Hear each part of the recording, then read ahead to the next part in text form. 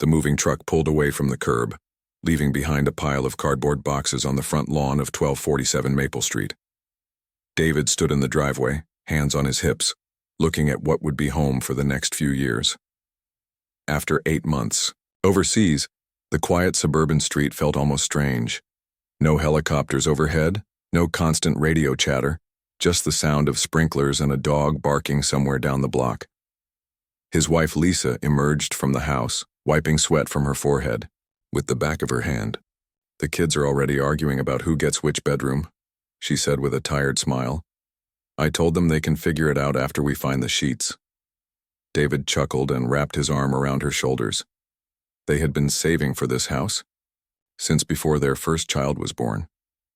Lisa had worked double shifts at the hospital while he was deployed, putting every extra penny toward the down payment.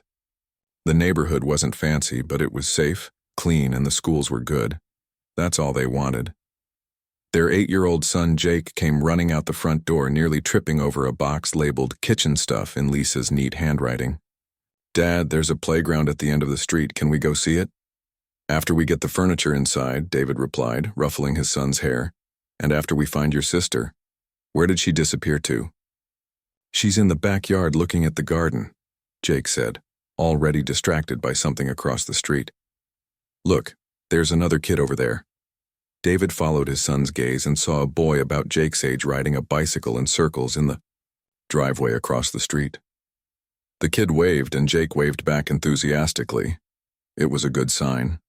Making friends in a new neighborhood wasn't always easy. The next few hours were a blur of boxes, furniture, and trying to remember where they had packed the essentials. Lisa had labeled everything carefully, but somehow the box with their daughters' stuffed animals had ended up in the garage while the winter coats were in the master bedroom. By evening, they had managed to set up the beds and find enough dishes to eat pizza off of. As they sat on the living room floor eating dinner, 6-year-old Sophie looked around at the half-unpacked boxes and asked, "Are we going to like it here?" "I think so, sweetheart," Lisa said, pulling her daughter closer. "It's going to take some time to feel like home, but we'll make it work." David nodded, but he was already thinking about the month of training exercises he had coming up. Leaving Lisa alone with the kids in a new place didn't feel right, but it was part of the job. She had handled deployments before, but this felt different somehow.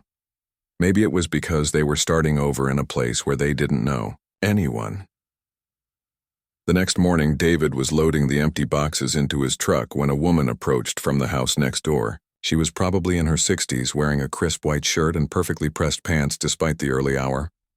"Good morning," she said, her voice carrying the tone of someone used to being in charge.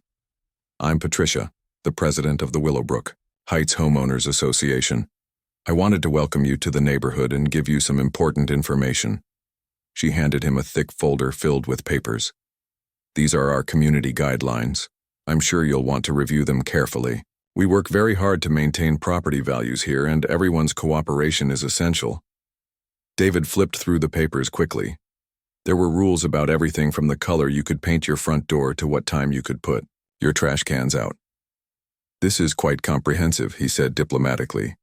"We believe in standards," Patricia replied. "I noticed you have children. They're welcome to play in your backyard, of course, but we ask that toys and bicycles not be left on the front lawn overnight. It creates an untidy appearance." "Of course," David said, though he couldn't help noticing that the kid across the street had left his bike in the driveway the night before. Patricia smiled, but it didn't reach her eyes. "I'm sure you understand.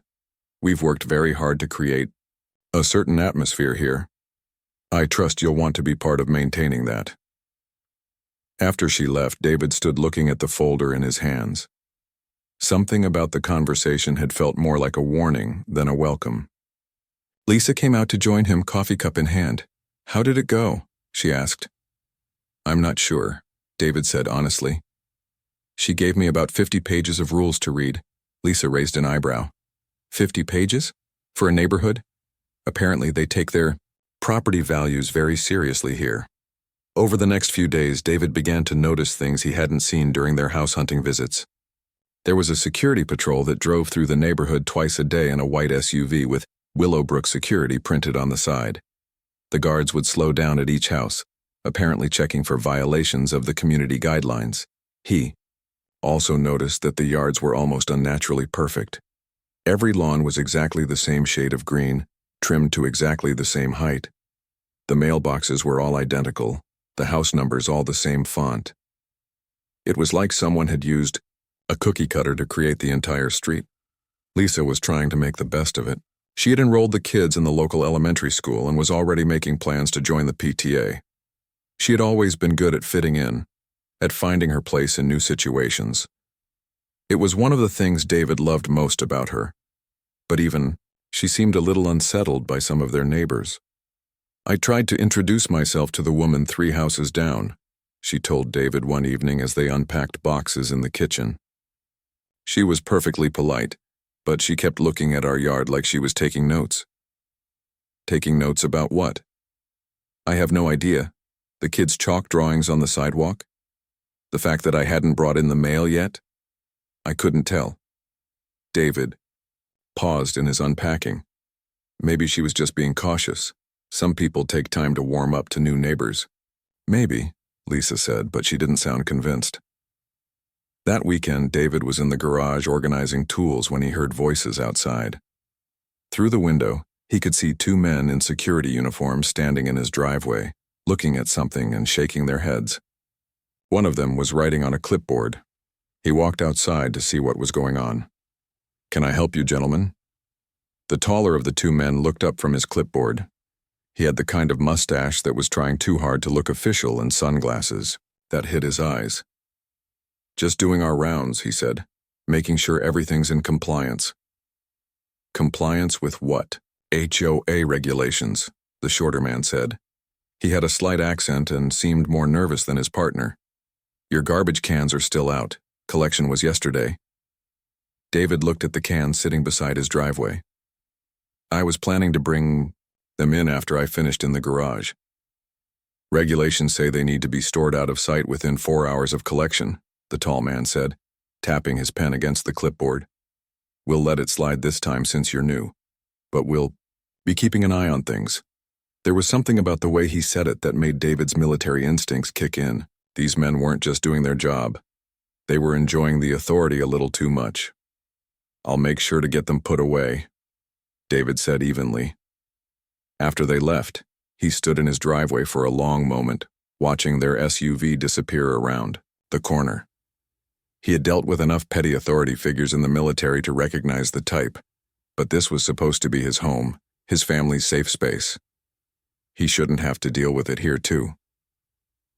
Lisa appeared beside him, having watched the interaction from the kitchen window. "What was that about?" "Apparently we're trash can criminals," David said, trying to keep his tone light. But as he rolled the cans back to the garage, he couldn't shake the feeling that this was just the beginning. 3 weeks had passed since the trash can incident, and David was starting to think he had overreacted. The security guards hadn't bothered them again, and the kids were settling into their new school nicely. Jake had made friends with the boy across the street, and Sophie had joined a little girls' tea party club that met in someone's backyard every Thursday. Lisa was finding her rhythm too. She had started her new job at the children's hospital downtown and was already talking about volunteering for the school fundraiser. Things felt normal, or at least as normal as they could be, when David was preparing for another month away. "I hate leaving you guys right when we're getting settled," he said one morning over breakfast, watching Sophie try to braid her doll's hair while eating cereal. "We'll be fine," Lisa assured him, though he could see the worry in her eyes. "It's just a month, and the kids love their new teachers. If anything happens, anything at all, you call me immediately. I don't care what time it is or what I'm doing." Lisa nodded, understanding the weight behind his words. Military families learned to handle separations, but they never got easy. David left on a Tuesday morning. By Wednesday afternoon, the security guards were back. Lisa was coming home from the grocery store when she saw the white SUV parked in front of her house. The same 2 men from before were standing in her driveway, looking at something and writing on their clipboards again. She parked in the garage and walked around to meet them. "Is there a problem?" The tall one with the mustache looked up from his notes. "Your car was parked crooked yesterday." Excuse me? When you parked yesterday evening, your rear bumper was extending approximately 6 inches past the edge of your driveway onto the sidewalk area. Lisa stared at him. 6 inches? HOA regulations state that vehicles must be completely contained within designated parking areas, the shorter man added, consulting his own clipboard. I moved my car this morning when I left for work. Lisa said, trying to keep her voice level. So there's no current violation. But there was a violation, the tall man said. We're required to document all infractions. This is your first written warning. He handed her a yellow piece of paper with violation notice printed across the top in red letters. Under that, someone had written, vehicle positioning non-compliance in block letters. Lisa looked at the paper, then back at the men. This seems a bit excessive for parking 6 inches over a line. Rules are rules, ma'am, the tall man said with a shrug that suggested he didn't much care what she thought about it. Everyone has to follow them equally. After they left, Lisa stood in her driveway holding the yellow paper and feeling something she hadn't felt since high school when the principal's office had called her parents about a dress code violation. It was the specific humiliation that came from being singled out for something petty and arbitrary. She was still thinking about it that evening when she called David. They gave you a written warning for parking, he said, and she could hear the edge in his voice even over the scratchy connection. I know it sounds silly, but it felt so aggressive. Like they were looking for a reason to write me up. Save the paper, David said. And take pictures of how you park from now on. I want documentation if this continues. It continued. The next week, Lisa received another violation notice. This time it was for leaving the kids' bicycles on the front lawn for 30 minutes while they came inside for lunch. The week after that, it was because their mail had been delivered after 4 p.m. and she hadn't brought it in before 6 p.m., which apparently violated some regulation about unattended mail creating security risks. Each violation came with the same yellow paper and the same lecture about community standards. The guards started showing up more frequently, sometimes driving by twice in the same day. Lisa began to feel like she was being watched. The other neighbors were starting to notice, too. Mrs. Chen from 2 houses down stopped Lisa at the mailbox one afternoon. Those security men came to my house yesterday, she said, looking around as if worried they might be listening. They said my rose bushes were growing too close to the sidewalk. What did you do? I trimmed them back 6 inches. What else could I do? But Lisa, I measured those bushes when I planted them 5 years ago. They were perfectly legal then. Lisa nodded sympathetically, but she was thinking about something else. Have you noticed if they bother everyone equally? Mrs. Chen glanced around again, then shook her head. The Johnsons at the end of the street never bring in their trash cans until the next evening. I've never seen those men stop there. That weekend, Lisa decided to do some investigating of her own. She took the kids to the playground and spent the afternoon observing the neighborhood. She watched the security SUV make its rounds, noting which houses it stopped at and which ones it drove past without slowing down. The pattern became clear pretty quickly. The guards paid extra attention to houses with children, especially families who looked like they might not fit the neighborhood's unspoken demographic expectations. They stopped at the Chen's house, at the Martinez family's place, and at the home of a young couple who had a toddler and an old pickup truck. But they drove right past the house where an elderly man regularly left his newspaper on the driveway until evening, and they ignored the corner house where someone had been parking a boat in the driveway for weeks. Mom, why are you staring at those men? Sophie asked, looking up from the swing set. Just watching the neighborhood, Lisa said, forcing a smile, making sure everyone's safe. But she was beginning to suspect that safety wasn't really what this was about. The situation escalated the following Tuesday. Lisa was running late getting home from work because of an emergency at the hospital.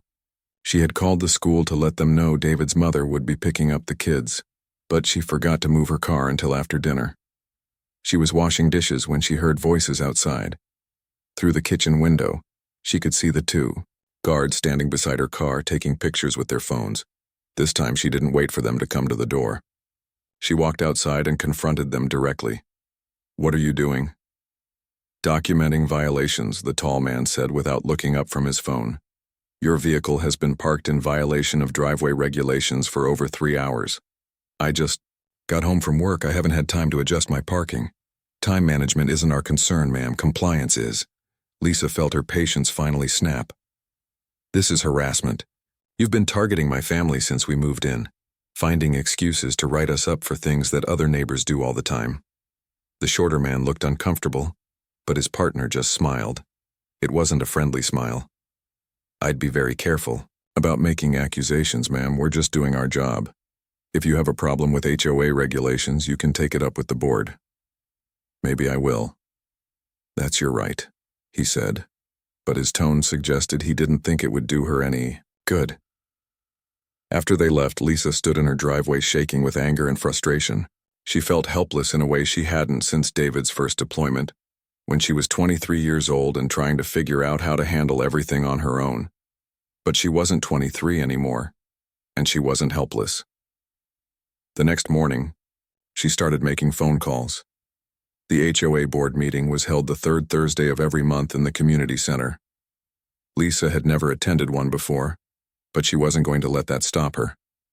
She arranged for David's mother to watch the kids and showed up with a folder full of documentation. Patricia was running the meeting naturally. She sat at the head of a long table with 4 other board members, all of whom looked like they shopped at the same expensive stores. When Lisa raised her hand to speak during the community concerns portion of the meeting, Patricia's expression suggested she was not particularly welcome. I'd like to address what I believe is discriminatory enforcement of HOA regulations, Lisa began, her voice steady despite her racing heart. She laid out the pattern she had observed, the targeting of certain families while others were ignored.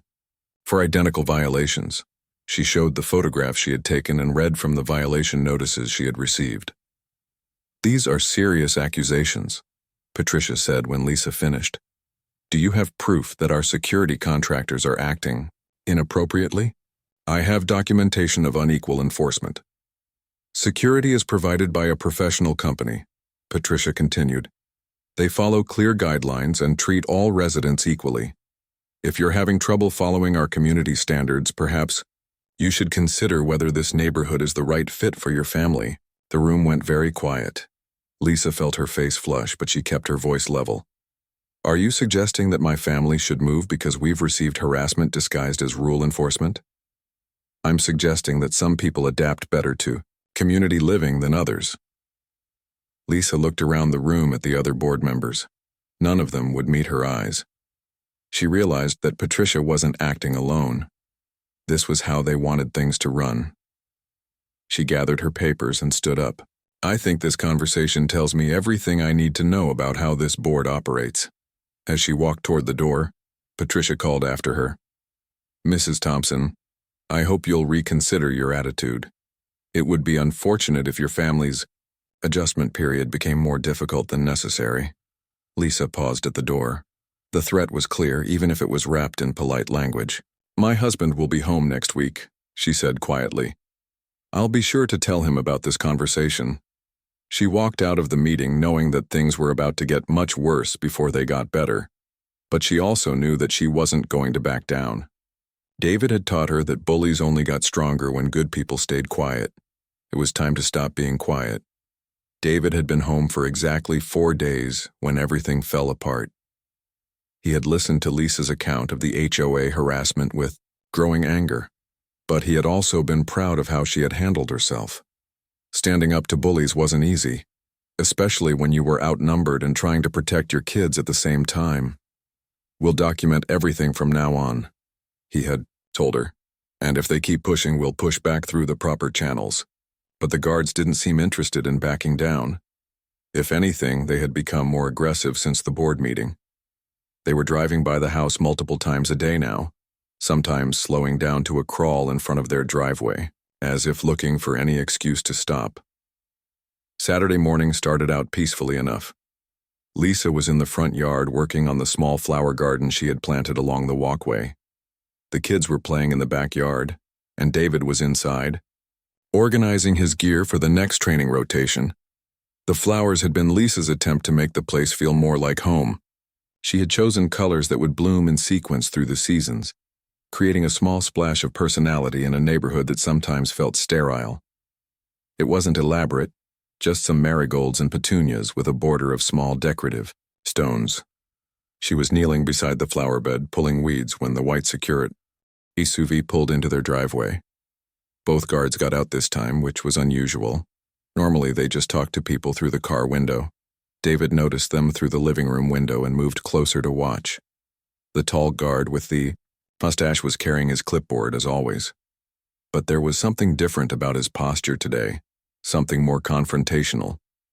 His partner looked nervous, glancing back toward the street like he was hoping someone else would handle this. "Ma'am, we need to talk to you about your garden area," the tall guard announced, his voice carrying more authority than a neighborhood rent-a-cop had any right to claim. Lisa looked up from her weeding, squinting against the sun. "What about it? This installation wasn't approved by the HOA Landscape Committee. All modifications to front yard areas require prior written approval." Lisa stood up slowly, brushing dirt off her knees. "I planted some flowers. I didn't know I needed permission to garden in my own yard." "All exterior modifications require approval," he repeated, consulting his clipboard like it contained sacred text. "This is clearly stated in Section 12 of your homeowner guidelines." "It's a flower garden," Lisa said, her voice showing the strain of weeks of harassment. "Not a swimming pool." David watched through the window as the situation escalated. He could see Lisa's frustration building, and he could see the guards feeding off it. They wanted a confrontation. They had been pushing for one since the board meeting. Regulations don't make exceptions based on the type of modification, the tall guard said. "You'll need to remove these plantings and submit a proper application if you want to install landscaping." "Remove my flowers?" "The decorative stones are also a violation. No hardscaping without approval." Lisa stared at him. "You want me to dig up my flower garden because I didn't fill out paperwork?" "We want you to follow the same rules as everyone else, ma'am." That's when Lisa's patience finally ran out completely. "The same rules as everyone else?" Her voice rose enough that David could hear it through the window. "The Hendersons 2 streets over have a decorative stone border that's twice the size of mine. The corner house has a fountain in their front yard. But somehow my marigolds are a violation?" The shorter guard shifted uncomfortably, but his partner just smiled, that same unpleasant smile David had seen before. "I wouldn't know about other properties, ma'am. I'm here about yours." "Because you've been harassing my family since we moved in," Lisa said, her voice carrying clearly across the yard. "Writing us up for things you ignore when other people do. Them." "That's a serious accusation," the tall guard said, stepping closer to Lisa. "You might want to be careful about making statements like that." David's military instincts kicked in. The guard's body language had shifted from official to threatening, and he was now standing too close to Lisa. David started moving toward the front door. "It's not an accusation," Lisa said, standing her ground. "It's an observation, and I'm not the only one who's noticed." "Well, maybe you should consider that if you're having problems with multiple people. The problem might be you." The shorter guard actually winced at his partner's words. Even he knew they had crossed a line from official business into personal harassment. Lisa's face flushed with anger. "Get off my property." "We're conducting official HOA business," the tall guard said, but he didn't back up. "We have a right to be here. You have a right to drive through the neighborhood. You don't have a right to stand in my driveway and insult me." David was at the front door now, his hand on the handle. Through the glass, he could see that the situation was escalating beyond words. "Ma'am, you need to calm down," the tall guard said, reaching out toward Lisa's arm. That's when everything went wrong. Lisa stepped back to avoid his touch, but he grabbed her wrist anyway. "Don't walk away when I'm talking to you." "Let go of me," Lisa said, trying to pull free. "You need to learn some respect," the guard said, tightening his grip. David was through the front door and moving across the yard, but he was still 20 feet away when the tall guard pulled back his free hand and slapped Lisa across the face. The sound was sharp and clear in the quiet suburban air. Lisa stumbled backward, more from shock than from the force of the blow, her hand instinctively rising to her cheek. For a moment, nobody moved. The shorter guard stared at his partner in horror. The tall guard seemed almost surprised by his own actions. And Lisa stood frozen, staring at the man who had just assaulted her in her own front yard. Then David's training took over. "Get away from my wife," he said, his voice carrying the kind of authority that made people move without thinking about it. Both guards turned toward him, and the tall one's face shifted into a sneer. "This is official business, sir. You need to go back inside." "Official business doesn't include putting your hands on residents," David said, moving between the guards and Lisa. "You need to leave, now." "We're not done here," the tall guard said, puffing up his chest like he was dealing with another suburban homeowner, instead of someone who had been trained to handle much more dangerous situations. "Yes, you are," David said quietly. Something in his tone must have penetrated because the shorter guard grabbed his partner's arm. "Come on, Rick, let's just go." But Rick was too deep into his power trip to back down. "No one tells us when we're done. We'll leave when we decide to leave." David looked at Lisa, who was still holding her cheek but nodding to let him know she was okay. Then he looked back at the guards. "I'm going to say this once," he said, his voice calm but carrying an undertone that suggested terrible consequences for not listening. "You assaulted my wife.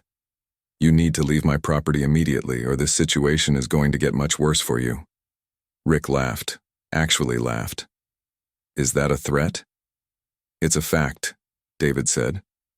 The shorter guard was pulling at his partner's sleeve now, clearly recognizing that they were in over their heads, but Rick shook him off. "You know what your problem is?" Rick said, stepping closer to David. "You people think you can move into a nice neighborhood and just do whatever you want. Well, this isn't that kind of place."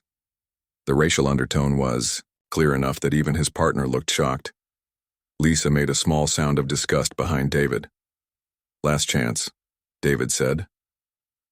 Rick reached for something on his belt, and David saw it was a small baton, not a real police baton, just the kind of thing security guards bought to feel important. But it was still a weapon, and he was reaching for it after assaulting Lisa. "Rick, don't," the shorter guard said. But it was too late. Rick pulled the baton and raised it toward David, probably intending to intimidate him into backing down. Instead, he had just escalated a harassment situation into a legitimate threat. David moved. His first strike was to Rick's wrist, using just enough force to make him drop the baton without breaking bones. His second was to the man's solar plexus, doubling him over and leaving him gasping for air. The entire sequence took less than 3 seconds. The shorter guard raised his hands immediately. Whoa, I'm not part of this." "Smart choice," David said, not taking his eyes off Rick, who was on his knees trying to catch his breath. You can't assault security personnel," Rick wheezed. "I defended my family against someone who attacked my wife and then pulled a weapon on me," David corrected. "There's a difference." Lisa was already on her phone, calling 911. David could hear her giving their address and explaining that they had been assaulted by fake security guards. "Fake?" the shorter guard said. "You're not police," David said. "You're not even real security, just 2 guys with a clipboard harassing people in a neighborhood." Rick was getting his breath back, and his face was turning red with humiliation and rage. "You have no idea who you're messing with." "Actually," David said, "I think you're the one who doesn't understand the situation. My wife has been documenting your harassment for weeks. The whole neighborhood has seen you targeting specific families. And now you've escalated to physical assault." He gestured toward the house across the street, where their neighbor was standing in his driveway with his phone out, clearly recording the entire incident. "This is all on video," David continued. "So you can explain to the real police why you thought it was a good idea to hit a woman and then pull a weapon on her husband." The sound of sirens was already audible in the distance. Rick looked around desperately, as if suddenly realizing that his fake authority wasn't going to protect him from the consequences of real crimes. "This isn't over," he said, struggling to his feet. "Yes," David said calmly. "It is." The police arrived within minutes, but those minutes felt like hours to Lisa as she sat on her front porch with an ice pack against her cheek. David stood nearby, calm and watchful, while the two fake guards waited by their SUV looking increasingly nervous. Officer Martinez was the first to respond, a veteran cop who took one look at the scene and immediately separated everyone involved. She started with Lisa, taking her statement while her partner dealt with the guards. "Can you tell me exactly what happened, ma'am?" Lisa walked through the entire incident, from the harassment about her flower garden to the moment Rick had slapped her. Her voice was steady, but David could see her hands shaking slightly as she pointed out where each person had been standing. "And your husband intervened after the assault?" Officer Martinez asked. "After Rick grabbed a baton and threatened him," Lisa clarified. "David T. Ride to get them to leave peacefully first." Officer Martinez nodded and made notes. She had dealt with enough domestic disputes and neighborhood conflicts to recognize the pattern of escalation. "We'll need to see any documentation you have of prior incidents." Lisa pulled out her phone and showed the officer photos of all the violation notices, the times and dates she had recorded of the security patrol visits, and even some pictures she had taken of the guards targeting other houses, while ignoring identical situations elsewhere. "This is very thorough," Officer Martinez said, scrolling through the evidence. "How long has this been going on?" "Ever since we moved in 6 weeks ago. But it got worse after I complained to the HOA board." Meanwhile, David was giving his statement to Officer Martinez's partner, Officer Johnson. He kept his account factual and precise, using the kind of clear reporting he had learned in the military. "After the suspect struck my wife, I positioned myself between them and requested that they leave the property. When the taller suspect produced a weapon and raised it in a threatening manner, I used minimal force to neutralize the threat." "Minimal force?" Officer Johnson looked at Rick, who was still breathing carefully and holding his ribs. "I disarmed him and incapacitated him without causing permanent injury," David said. "He'll be sore for a few days, but he doesn't need medical attention." "Officer." Johnson had dealt with enough military personnel to recognize controlled use of force when he saw it. The fact that Rick was bruised but not broken spoke to David's training and restraint. The real problems emerged when the officers started checking the guards' credentials. "Can I see your security licenses?" Officer Martinez asked Rick and his partner. Rick fumbled for his wallet, but the shorter guard, whose name turned out to be Tony, just shook his head. "We don't have licenses." "Excuse me?" "Rick told me we didn't need them for HOA work," Tony said, throwing his partner under the bus without hesitation. "He said it was different from regular security."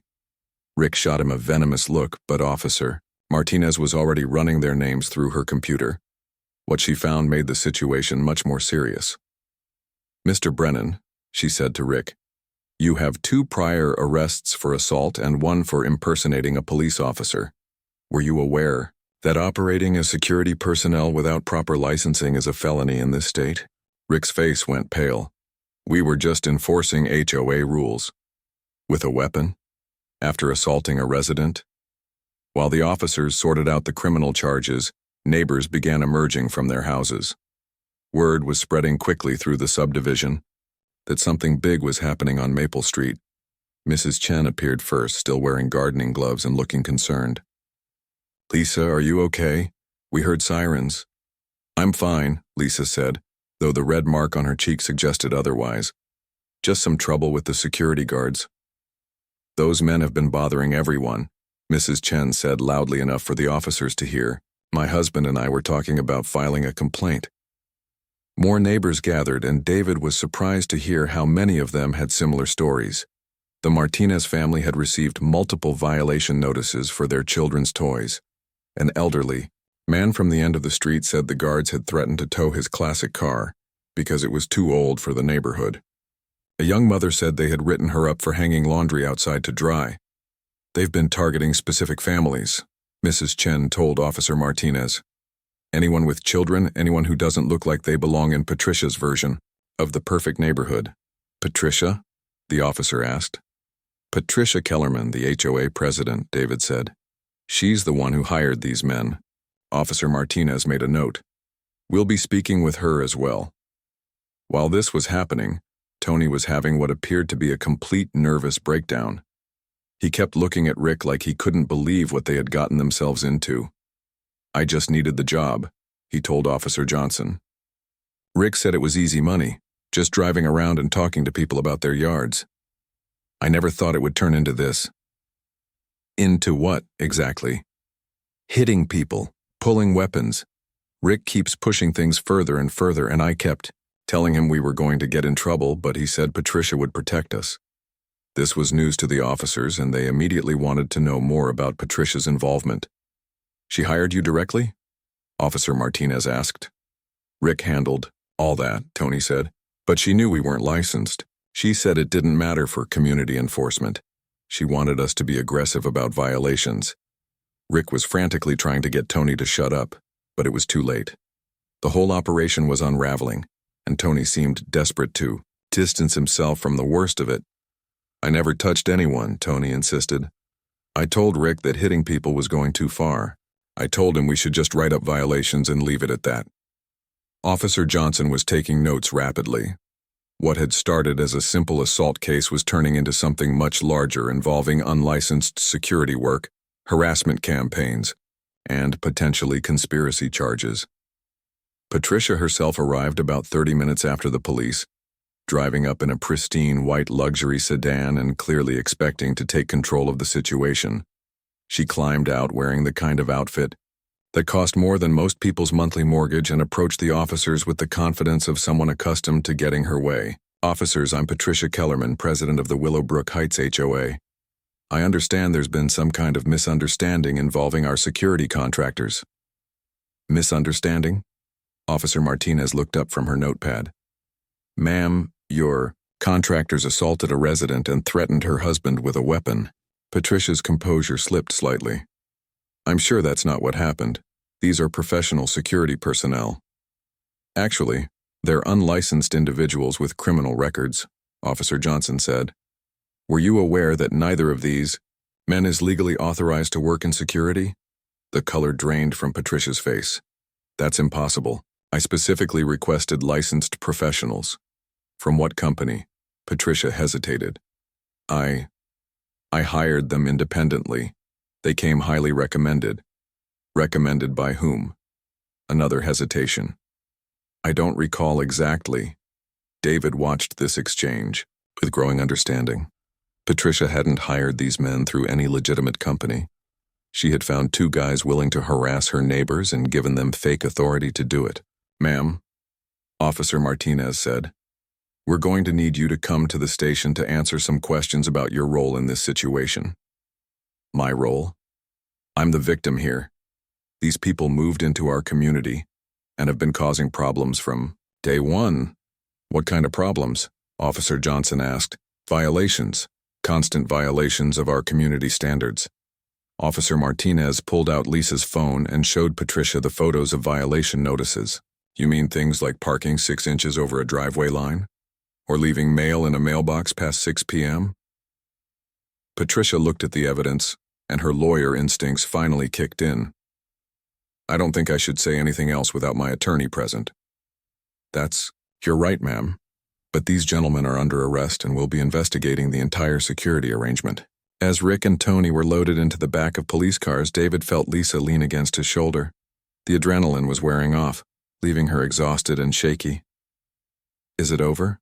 She asked quietly. David looked around at their neighbors, many of whom were still standing in the street talking to each other about their own experiences with the fake guards. He looked at Patricia, who was on her phone frantically calling her lawyer.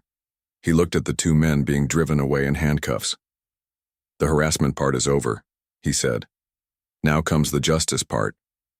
Officer Martinez approached them one final time before leaving.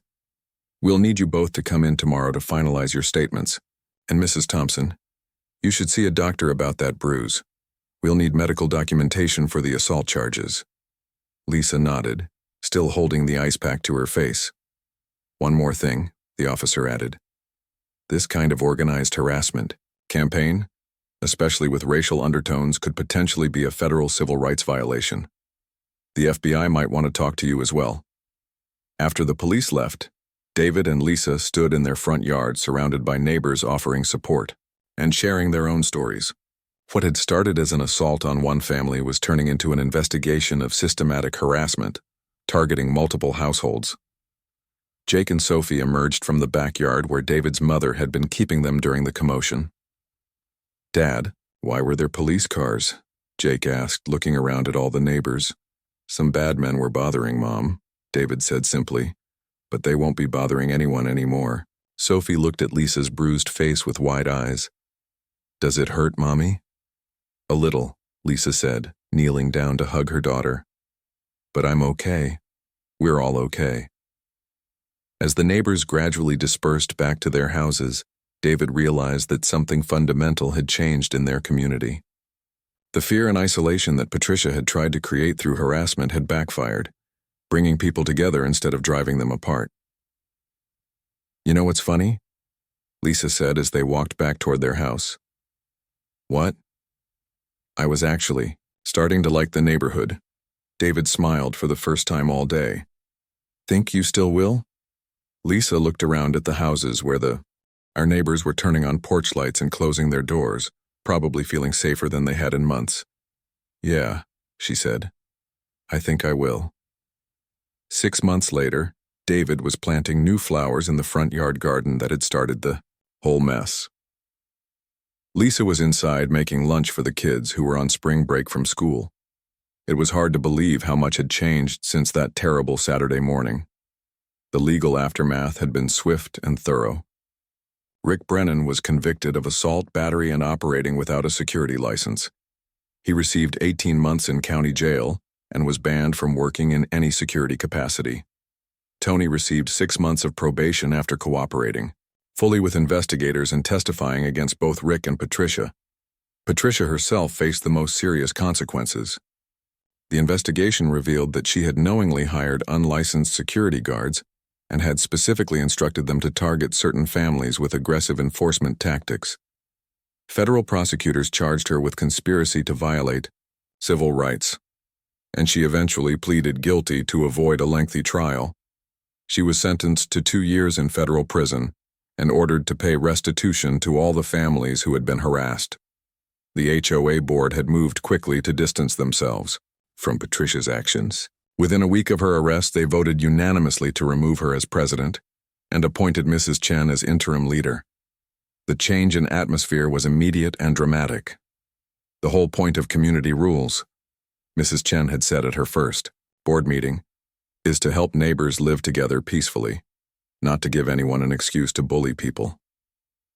The new board rewrote most of the community guidelines, eliminating the petty restrictions that had been used as weapons and focusing on actual safety and property maintenance issues.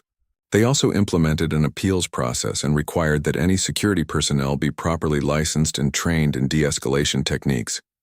David had been impressed by how quickly the neighborhood had healed once the source of the toxicity was removed.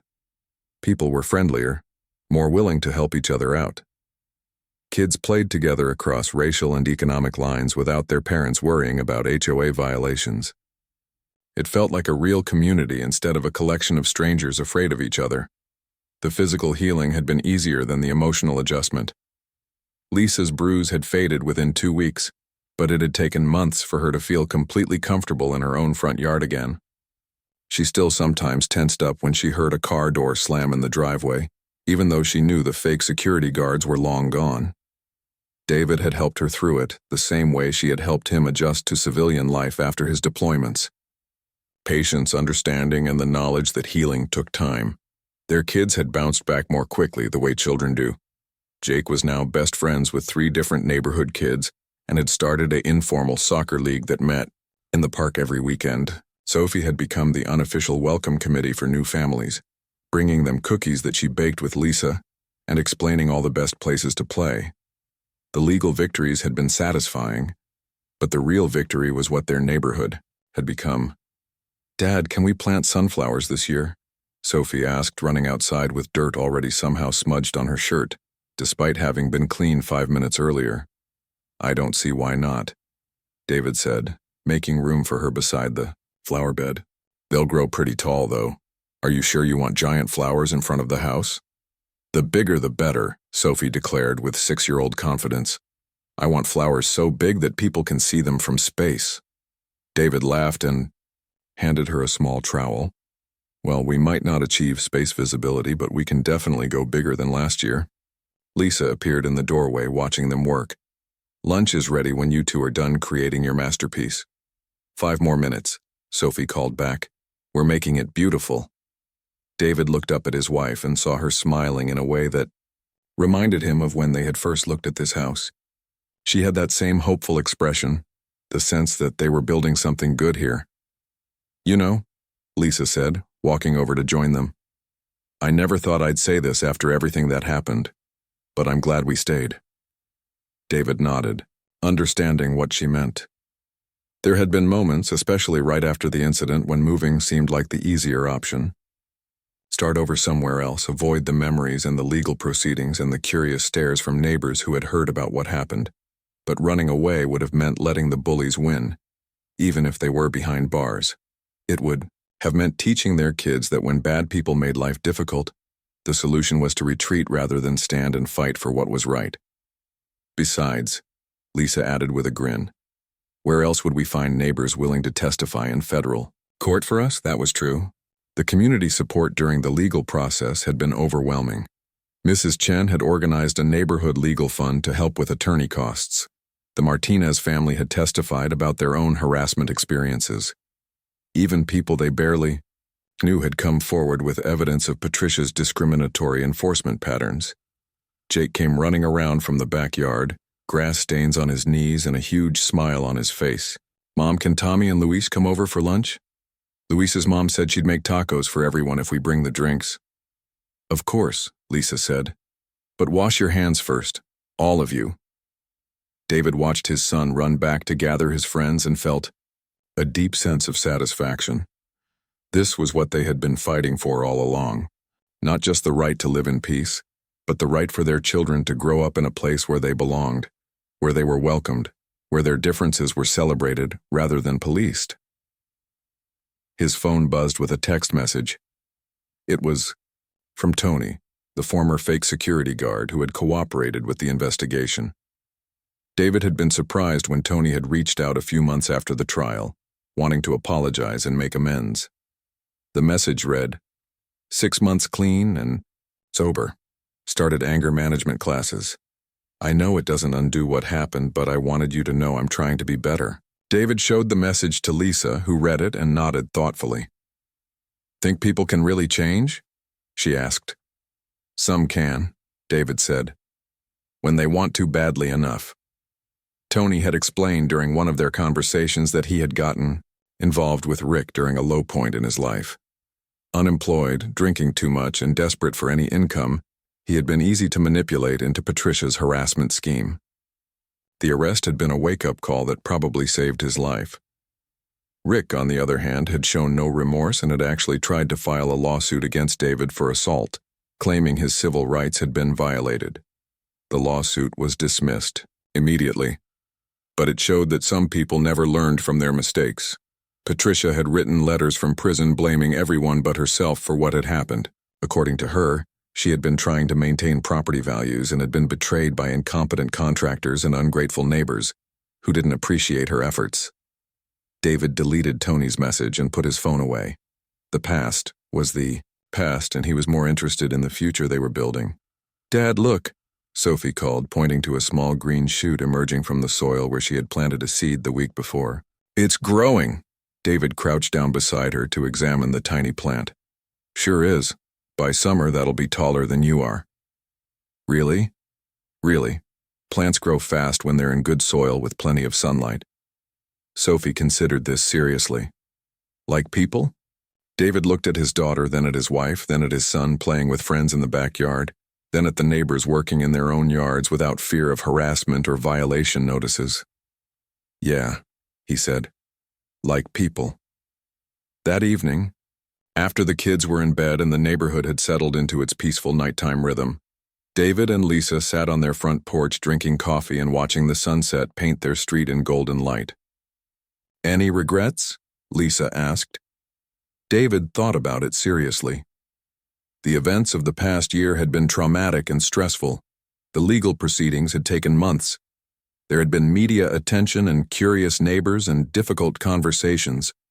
with their children about why some adults choose to hurt others. But there had also been justice. There had been community. There had been the satisfaction of seeing good people stand up to bullies and win. "No," he said finally. "No regrets." Lisa leaned against his shoulder, comfortable and content in a way that had taken months to rebuild.